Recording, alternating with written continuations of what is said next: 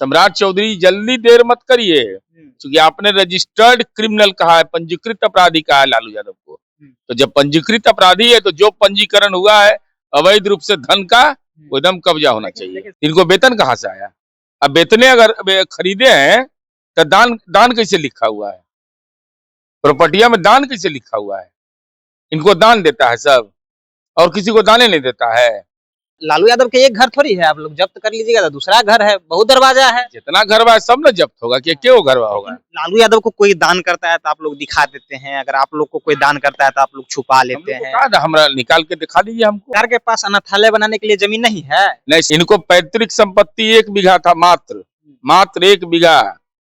कहते थे कि हम चपरासी क्वार्टर में रहते हैं। पटना में 43 बीघा कैसे बन गया? 43 बीघा 12 कट्ठा 16 दूर केवल पटना में जमीन है। कोई दलित बेचारा रहने को उसको जगह नहीं है, अनुदान में दे देगा। ई कोठी के दानू, कोठी के दानू में मैंने आज मेरे नाम पर रजिस्ट्री करा लिए, कल इनके नाम पर करा लिए, कल उनसे गिफ्ट करवा लिए।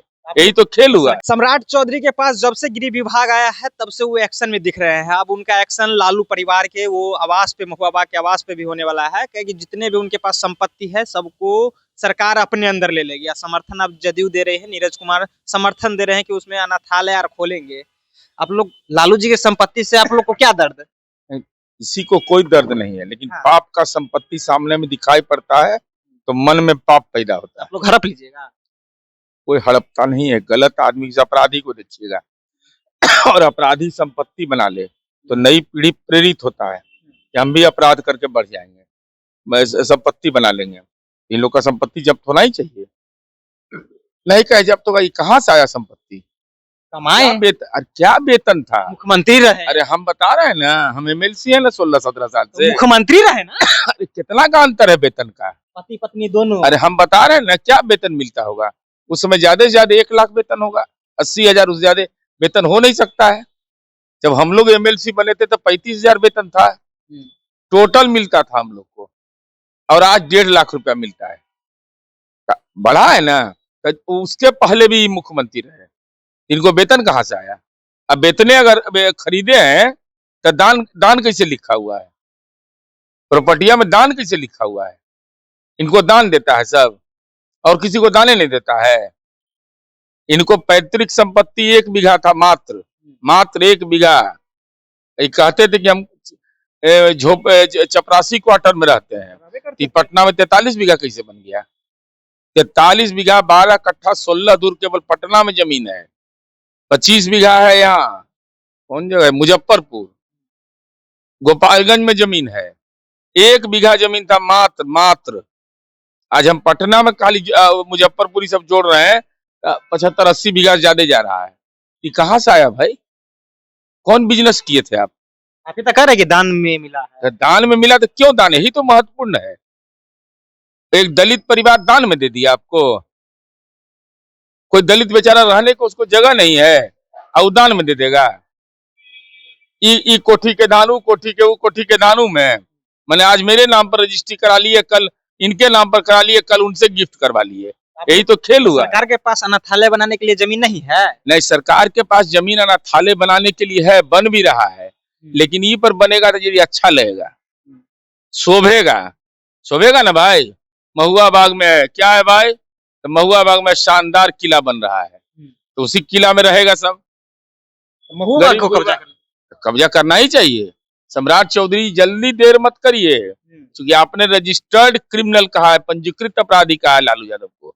तो जब पंजीकृत अपराधी है तो जो पंजीकरण हुआ है अवैध रूप से धन का, वो एकदम कब्जा होना चाहिए। लेकिन सब तो आरजेडी वाले ये कर रहे हैं ना कि सम्राट चौधरी कहाँ से पढ़ाई किए? लालू यादव के क्लास में ना पढ़े थे तो वो भी तो सीख गए होंगे। लालू यादव संपत्ति जब्त किए हैं कभी? लालू यादव का तो उदाहरण है। लालू यादव अपने यहाँ आज कानूनमाई बना है, कानून आज तो नहीं बना है। इसलिए कानून बताइए। ये कानून है इन्फोर्समेंट कंप्लेंट इंफॉर्मेशन, ईडी दाखिल करता है अधिहरण का प्रस्ताव कि जो संपत्ति है उसको जब्त करेंगे।